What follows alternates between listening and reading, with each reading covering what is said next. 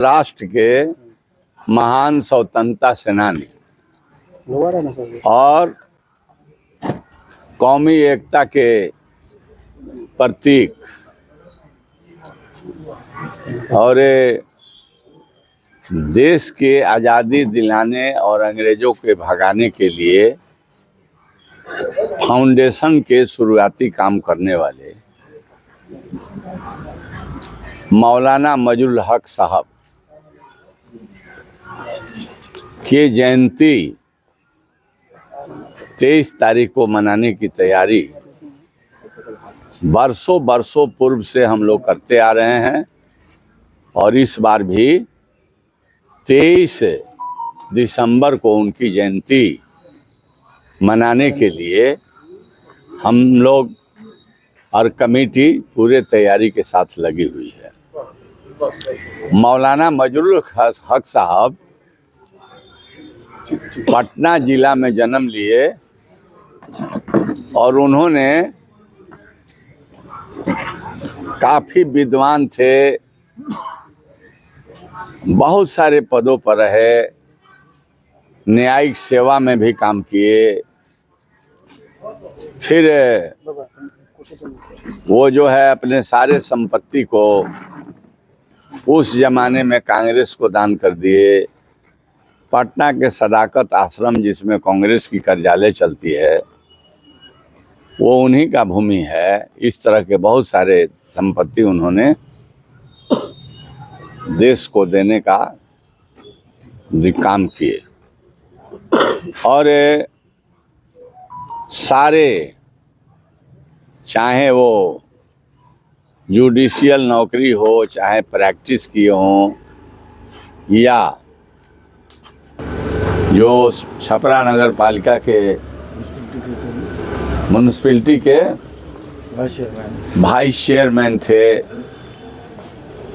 और उन्होंने छपरा में भी बहुत काम किया। मतलब सारे सुख सुविधा को त्याग करके अंग्रेजों के जुल्म अत्याचारों से तंग आकर के देशवासियों के जो अंग्रेजों द्वारा सताए जा रहे थे उससे दुखी होकर के उन्होंने अपने सारे जो उनके सुख थे उसको त्याग करके देश सेवा के लिए छपरा में भी आए, वहाँ भी काम किए और उसके बाद से उन्होंने सिवान को अपना कर्म भूमि अस्थायी रूप से चुन लिया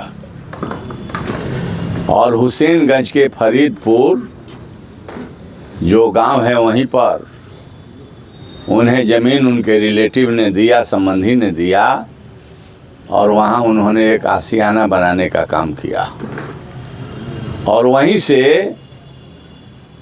अंग्रेज भगाओ देश बचाओ आज़ाद करो के नारा दे करके बड़े बड़े देश के नेता उस आशियाना में उस ज़माने में आए थे। उसका नेतृत्व मौलाना मजरुल हक साहब किए। पूज्य महात्मा गांधी जी के नेतृत्व में तो लड़ाई लड़ी गई, लेकिन फाउंडेशन का काम, स्टार्टिंग काम मौलाना मजरुल हक साहब ये फरीदपुर में रह कर किए थे। वही हेडक्वार्टर था लड़ाई का और लड़ते रहे गांधी जी से उम्र में ज़्यादा थे। अंतिम में वो आज़ादी मिलने ही वाली थी, उसके पहले इस दुनिया से चले गए। आज़ादी के सारे तैयारी और सारे लोगों को उस आशियाना में बुलाने का गांधी जी या आपके सरोजिनी नायडू या डी नरीमन, ये तमाम लोग बड़े लोग थे, उनकी सूची लंबी है, राजेंद्र बाबू, तो उन्होंने काम किया। चंपारण आंदोलन भी हुआ, गांधी जी को ब्रज किशोर बाबू न्योता देकर बुलाए थे, इसी श्रीनगर के रहने वाले थे, जो जेल तो नहीं गए लेकिन अंग्रेज़ों से लड़ने के लिए भूमिगत होकर के लड़ाई लड़ रहे थे। चंपारण के अंग्रेज किसानों के साथ अत्याचार कर रहा था, बहुत तंगी में थे, गांधी जी गए थे। तो ये तमाम जो है संघर्ष सत्य अहिंसा के बल पर हुआ और आज़ादी तो मिली, बहुत कुर्बानी के बाद देश आज़ाद हो गया। लेकिन आज़ादी को अपने आँख से मौलाना मजहरुल हक साहब नहीं देख पाए, लेकिन उनके त्याग और तपस्या और देश के प्रति समर्पण और अंग्रेज़ों के भगाने के लिए योजनाकार मौलाना मजहरुल हक साहब थे। आज हम लोग मतलब उसी फरीदपुर के आशियाना में वो शरीर छोड़ दिए, मर गए, इंतकाल हो गया और वहीं उनको दफनाया गया। वहाँ उनका मज़ार है। प्रतिवर्ष वहाँ मेले लगते हैं। 22 तारीख ही उनका जन्मदिन है। 22 को सरकारी कार्यक्रम होते हैं। हम लोग सब लोग फरीदपुर जाते हैं, मज़ार पर फूल चढ़ाते हैं। लेकिन छात्र जीवन से ही मैंने मौलाना मजहरुल हक साहब के साथियों के साथ जयंती मनाने का काम करते रहे हैं और बरसों से दारोगा प्रसाद राय महाविद्यालय में बड़े धूमधाम से विद्वानों के भाषण, बड़े बड़े विद्वान और कवि, बड़े बड़े कवि, बड़े बड़े शायर के कविता और शायरी होती रही है। तो हम मनाते हैं 23 तारीख को। 22 को सरकार के द्वारा सरकारी कार्यक्रम होते हैं। चूँकि व्यस्त रहते हैं सब लोग, इसलिए हमने चुना कि हम लोग एक दिन बाद हम लोग 23 तारीख को मनाएंगे।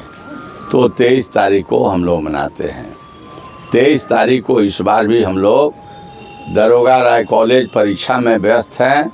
भिन्न भिन्न परीक्षा हो रहे हैं, जगह नहीं है, इसलिए लोगों ने तय किया, तैयारी समिति और मौलाना मजहरुल हक जो कमेटी है तय किया कि इस बार आपके डेरे पर सिवान ब्लॉक के सटे उत्तर जो लखराव है, यहीं पर नगर पालिका के गांव हैं, यहीं पर हम लोग मौलाना मजहरुल हक साहब के जयंती मनाएंगे। तो जयंती 23 तारीख को हमारे राजनीतिक जो निवास है यहीं पर लखराव में मनाई जाएगी। इसी क्रम में आप तमाम लोगों को हमने इनवाइट किया। आपके साथी लोग आए थे, बाइट लेकर गए, आप भी बाद में आए, आपको भी बाइट दे रहा हूँ कि ये बहुत ही भव्य आयोजन, बहुत गंभीर आयोजन, कौमी एकता पर बहुत ज़बरदस्त विचार गोष्ठी और सेमिनार का आयोजन दारोगा प्रसाद राय इसके लीडर है और हम उसके संस्थापक हैं और सब साथी सहयोगी हैं, हम लोग करने जा रहे हैं। तो हम निवेदन करेंगे कि सभी सिवान वासी या अगल बगल के ज़िला के लोग या बिहार के लोग जो मौलाना साहब के कौमी एकता में विश्वास रखते हैं, जो देश को जोड़ने के लिए बेचैन रहते हैं, देश टूटे नहीं, देश के सभी समाज के सभी हिंदू मुस्लिम हम एक रहें, तभी यह राष्ट्र मजबूत हो सकता है। तो यह बातें जयंती में विद्वानों के द्वारा आप लोगों के सामने रखने का काम किया जाएगा।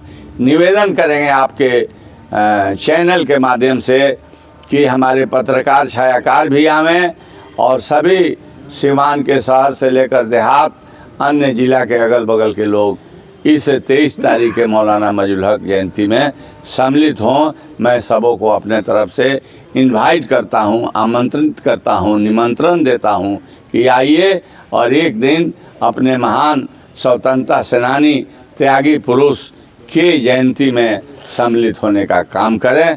और अच्छे तरीके से इनके मनाए जाते हैं जयंती, सब लोग रहेंगे और भव्य होगा और भव्य तरीके से मनाएं। समय 10 बजे से शुरू होगा, 8-9 बजे रात तक चलेगा। ठीक।